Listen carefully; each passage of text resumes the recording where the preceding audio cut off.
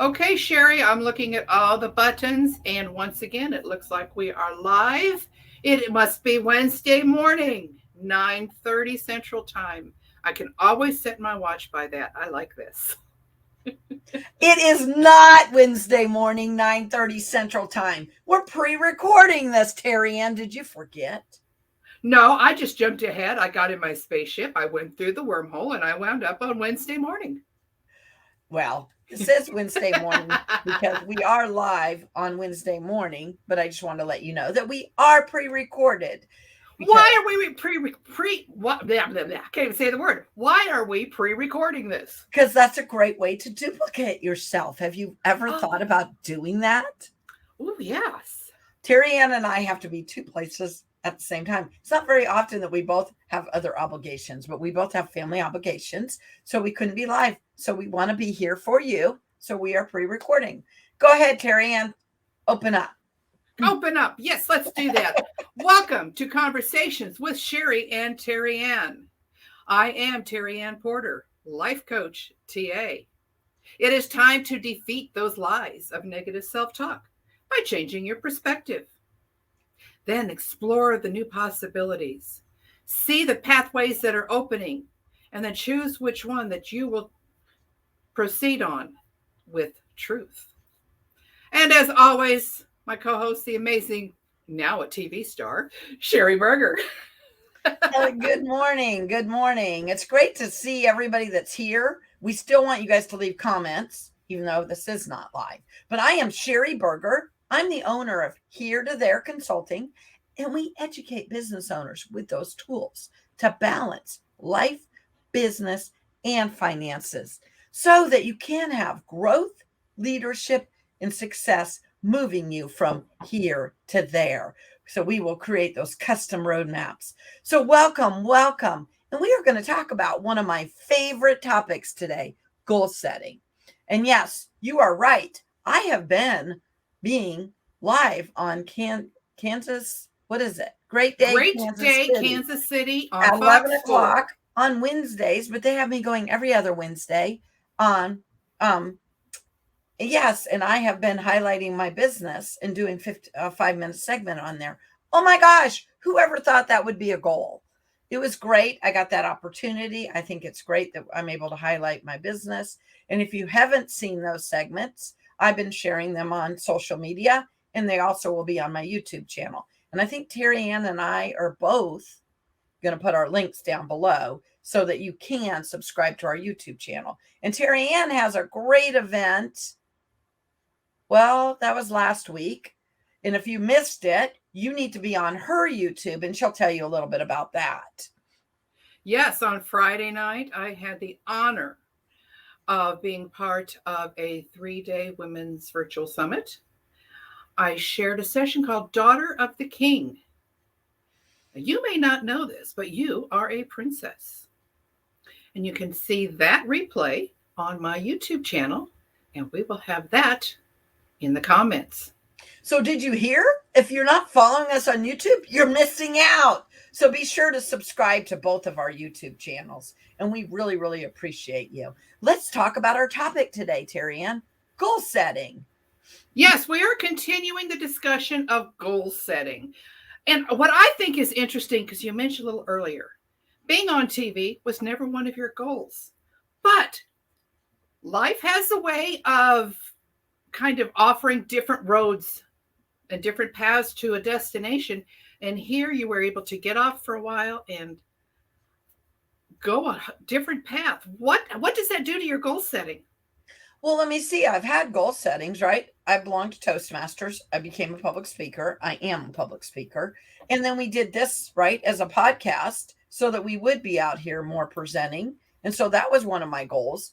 And what happened with my other goal was to make a big impact in the community when we went into this pandemic, as I'm a business coach and went and helped. Well, when I was doing those goals, I became Kansas Business Women Advocate of the Year, in case you haven't heard. Right. And then I got the opportunity also to be on Channel 4, Great Day, Kansas City at 11 o'clock Central Time. So those opportunities came about as I was moving through my goals. So when we set goals, you never know what opportunities could arise as you are being gazelle. I love to use the word gazelle intense in reaching those goals, right? And your goal right now is you've been working on being a public speaker.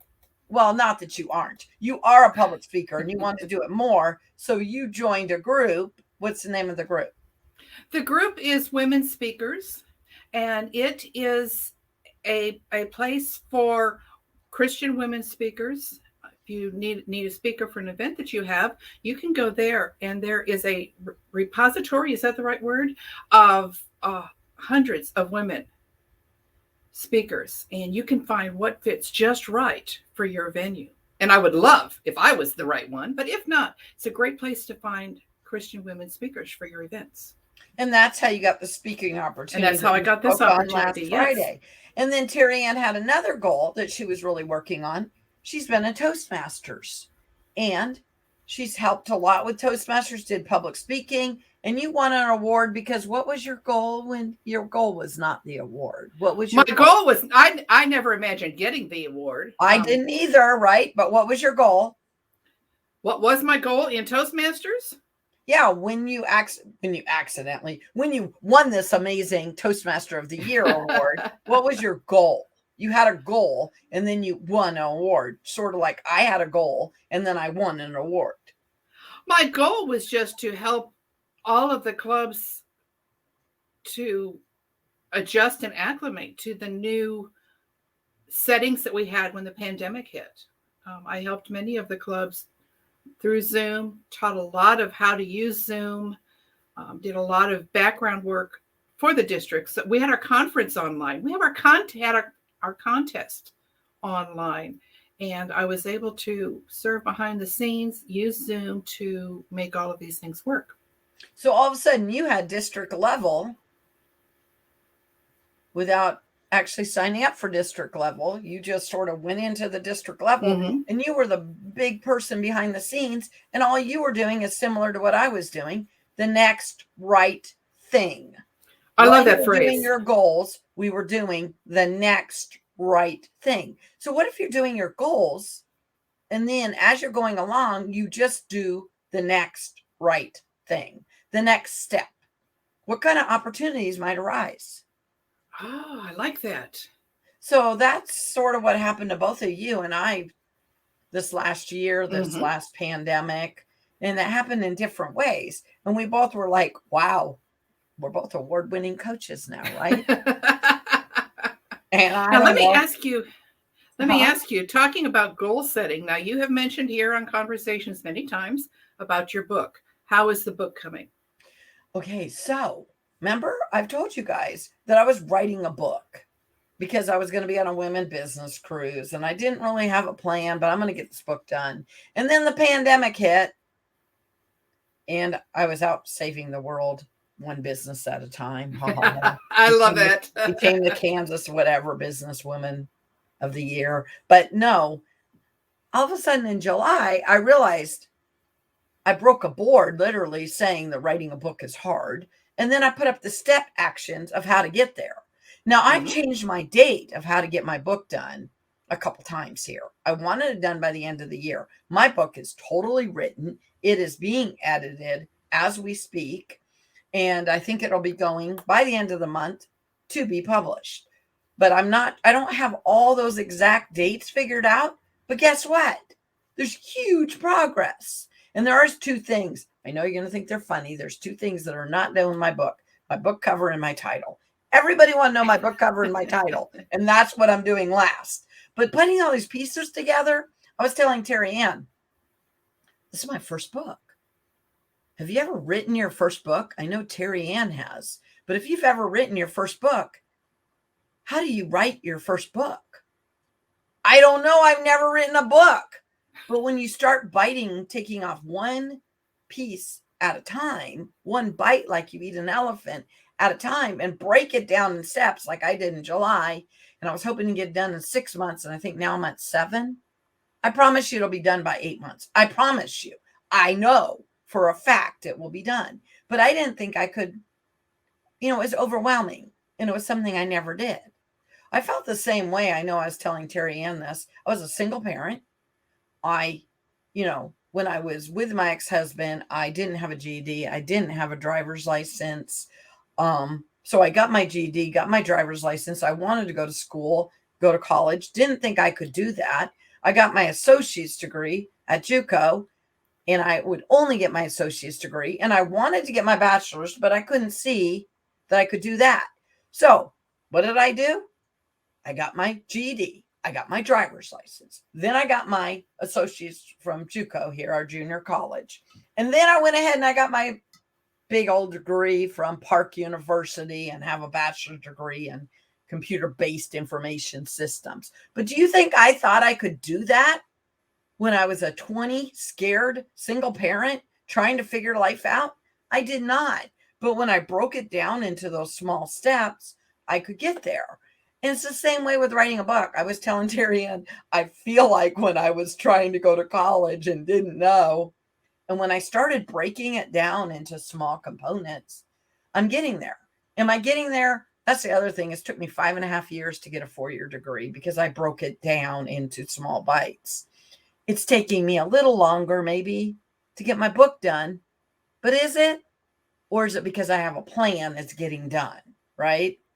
So what are some big things that you've done and how have you dealt with those, TerryAnn? Oh, I think one of the biggest things I've done, I have always wanted to get more public with my speaking skills, joining Toastmasters, and doing things like conversations, stretching my comfort zones to go from, I would like to see that. Yeah, that would be nice, to, okay, but what am I going to do to get there?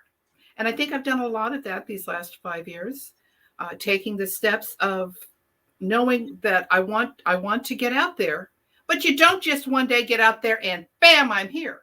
Yes, There's you a do. lot of steps along the way. Yes, you do. You just go, bam, I'm here. Oh, bam, I'm here. Bam, the book's done. We look at, I was thinking the other day, we look at, like TV stars, comedians such as that. I watch a lot of the old Johnny Carson stuff. But and have it's you ever interesting. watched those Special Olympics people too? You're like, oh my gosh, they're amazing. Yes, but they didn't just get there. The actors, the actresses did a lot of, the little small town shows. They did what I think they called it summer stock. All kinds of things to improve their skills to be able to stand before us on TV stages or whatever. One of the recent old Johnny Carsons, I saw Drew Carey for his first time on TV. And it's interesting to see them and then to see the growth that they've done. They did a lot of work. They didn't just say, oh, yeah, I want to do it. And if you listen to their biographies, read their biographies, whatever, you'll see that there was a lot of failures, successes. George Burns, when he first started, I was listening to his biography. He would bomb so bad that when he would go to other producers to try to, get on stage to do different things, he would use a different name each time so that they wouldn't relate him back to, okay, that was really bad. And he would say, yeah, I would just go find another person who was scheduling events and I'd give him a new name. So you don't just start out saying, I'm going to do this. You want a high school education? What do you have to do? You have to go to high school or take the GED. You want a college education? You've got to go. You've got to do something. Setting the goal is great, but you've got to work along the way.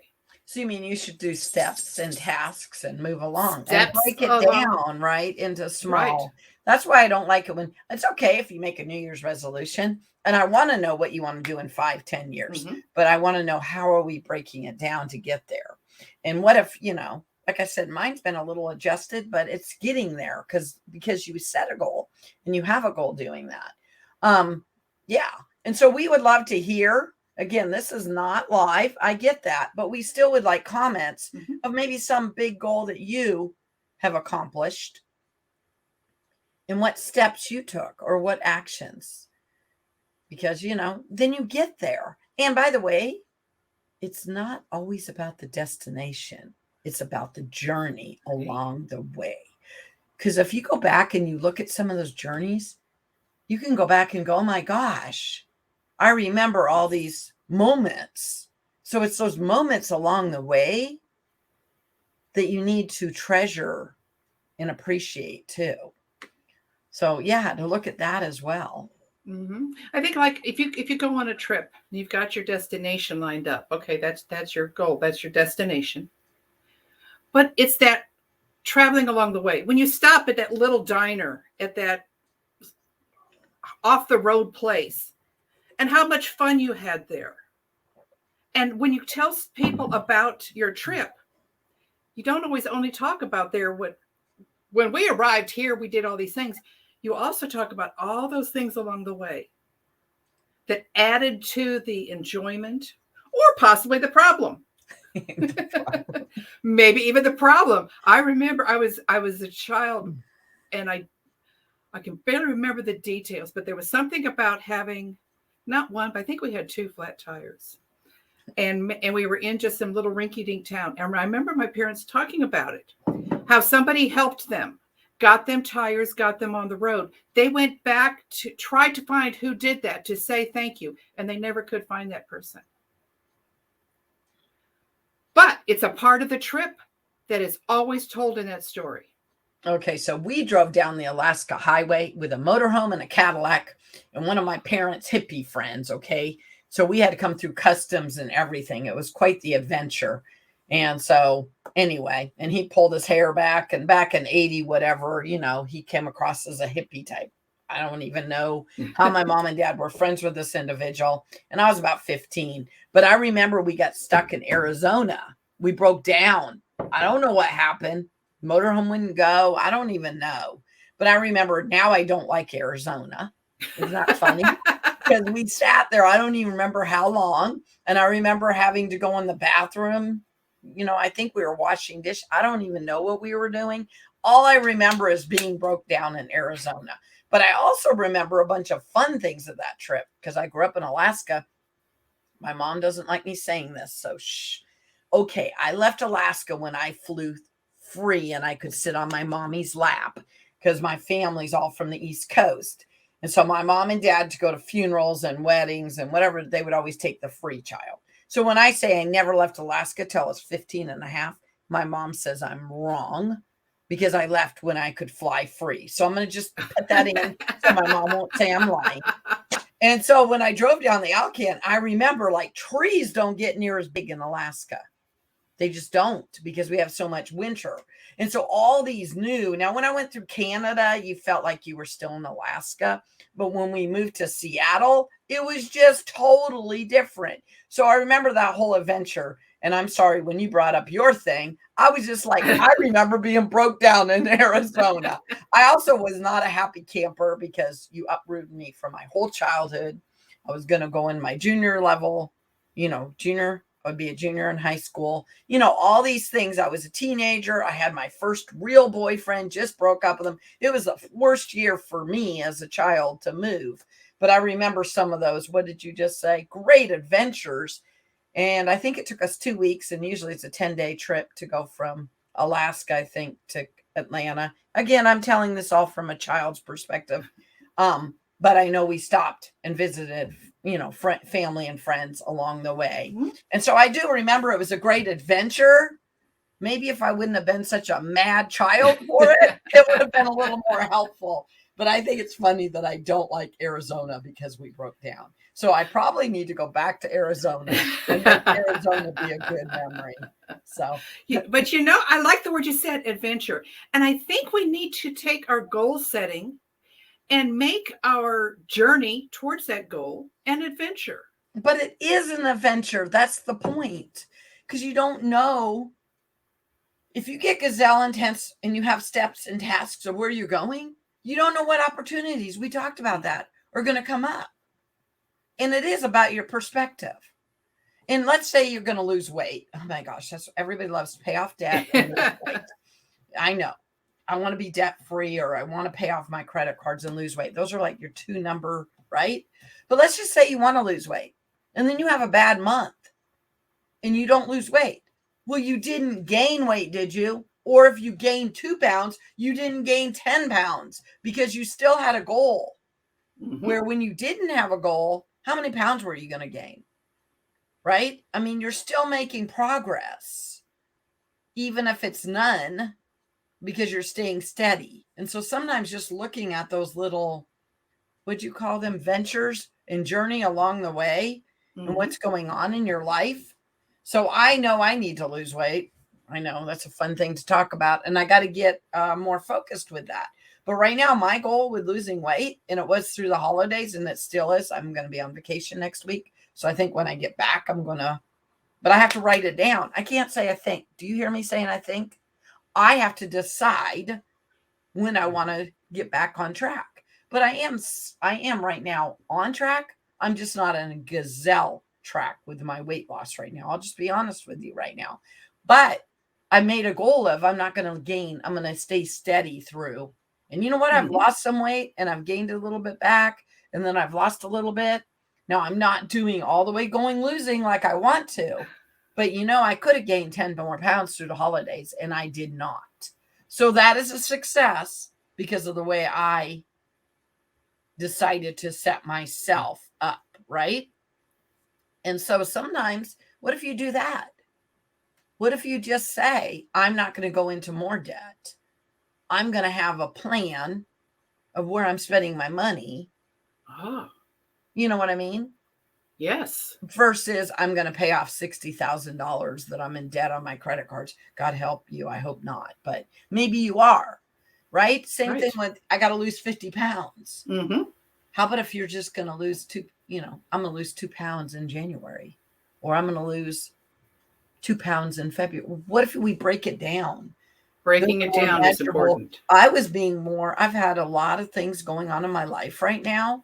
And I knew with the holidays, I was trying to be more, what did you call it? Realistic of what I knew I would do. What I knew I would be willing to do. So what if you look at your goals with what are you willing? What do you want to do? And what sacrifices at this phase in your season of life are you willing to do to get there? So what if you put it in that more of a perspective? Or you can do what I just did with writing a book and get gazelle, ridiculous, intense, and actually meet that goal. But if we focus on too many things at one time, we get nothing done. Did you know that? I'm a multitasker. Don't tell me that. But it's true. So what if you just focus on the next 12 weeks of the year and what you want to really get done? If that means finishing your book. My book will be done in the next 12 weeks of the first of the year. And I know we're already into what? The third week of the year? Fourth? Yeah, we're in the third week of the year. Can you believe it? When this goes live, we will be in the third week of the year. That's crazy. It is. But you're already 3 weeks in. So if I said that, that means my book has to be done when? You're giving yourself 9 more weeks. Huh? Yeah, 9 weeks. Within 9 weeks, my book needs to be done. You know what? When you tell me that, I go, I can do that with one hand behind my back. See what I'm saying? But if you tell me I have to have my book done by the end of January, that stresses me out. So why don't you make your goals more realistic? And you're telling me 9 weeks, and I'm looking at you going, I bet you I can get it done in 4. See what I'm saying? I bet I can get my book. I'm saying this here in 4 weeks.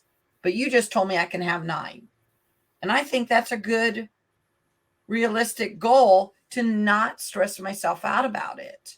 But it's not to say, oh, I have 9 more weeks, so I'm not going to do anything until. That's the important thing. I'm not going to do that. I'm saying you're giving me 9 weeks. I guess I just made this up, but I think this is realistic. You're giving me 9 weeks. And if I do it in 4 and I miss by making it 5, that's called, what is it called? Strive for an A. And if you fall, you'll get a B. I used to tell my kids that. Strive for an A. And if you don't, you're going to fail and get a, you don't fail, but you fall and get a B. And if you get an A or B, you're good. If you get a C, with my kids, I always told them, if you got a C, if you get a C, which I got a couple C's in college, and I would get very upset with myself. Mm-hmm. But if you get a C, let's evaluate that. Did you give all your effort? Was that, was it hard class? Right. Did you do everything you could do and then you got a C? Did you almost get a B? Because it's okay to get a C. Did you know that? But it's not okay to get a C if you never strive to get the A. That's not okay. So in my family, you could get C's, but it had to be because that was way hard for me. It wasn't my strength. It wasn't, but I look at all this effort I put in. My first programming class, I got a C. And this old lady was teaching the class. And she kept telling me, and it was fundamentals of programming. Remember that, TerryAnn? Did you take that class? So you're learning a brand new language, programming. And I was like, and I did my flow charts and I worked my butt off. And I was like, I got a C, lady. I don't get a C. You know what the professor said to me? She said, I fail most people because I can't think like this. This is a new language. You know what you're doing. You're good. Well, I avoided her for probably another year. And then I went back and took more programming classes. And guess what? I always either got an A or B in them. Only got a C because I was trying to learn to ride the bike. So I was crashing and I was burning. But I figured it out. I knew how to ride the bike. And the teacher said, Sheri, you know how to ride the bike. And I said, but I got a C. And she goes, you know how to ride the bike. I mean, she didn't say it that way, but I'm saying that's the analogy. So how much did you learn if you get a C? And do you really know what you're doing? So anyway, just look at your goals that way too, right? But some of them, do you just want to maybe, I guess I would call it get a C, just not fail. You know what I mean? Do you just want to keep it balanced? So the word I hear in this is choice. Mm-hmm. Do I want to choose to give it my best to achieve this? Or do I want to choose to just, I'm just going to let it slide and get whatever I can? Or maintain.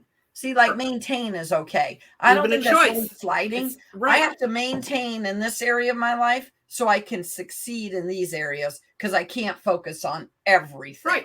And I'm going to go back after I maintain and focus on this. But it's okay to only focus on one or two things. Mm-hmm. And then worry about those maintain things and bring them up to the start. Because, anyway, I know we're going to have to close up here soon. I want you to start thinking about what is that one thing that you want to get done in the next 9.